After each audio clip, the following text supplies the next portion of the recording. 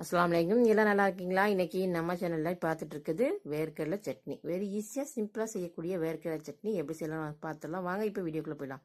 ஒரு துண்டு அளவுக்கு இஞ்சி, ஒரு கப் அளவுக்கு வேர்க்கடலை, 4 பச்சை மிளகா, ஒரு தேங்காய் நல்லா திருவி கொண்டு வந்தாச்சு. ஒரு மூடி தேங்காவையும் திருவி கொண்டு வந்தாச்சு. திருவி கொண்டு வந்துட்டு நம்ம தோல் நீக்கிட்டு வேர்க்கடலை எடுத்தாச்சு. உப்பு தேவையான அளவு சேர்த்துருங்க. சேர்த்துட்டு எல்லாத்தையும் மிக்சியில் போட்டு ஒரு அரைச்சிட்டு அதுக்கப்புறமா ஒரு 2 வெங்காயத்தை எடுத்து கட் பண்ணி அதில் போட்டு அரைங்க. அரைச்சி அதுக்கப்புறம் ஒரு பாத்திரத்தில் மாற்றிட்டு ஒரு எண்ணெய் சட்டியில் கொஞ்சம் எண்ணெய் தாளிக்கிற இதில் எண்ணெய் ஊற்றிட்டு பட்டை மிளகா, கடுகு, உளுந்து போட்டு கருவேப்பிலை போட்டு நல்லா தாளிச்சிருங்க. தாளித்து ஊற்றி எடுத்திங்கன்னா சூப்பரான சுவையான டேஸ்ட்டில் வேர்க்கடலை சட்னி.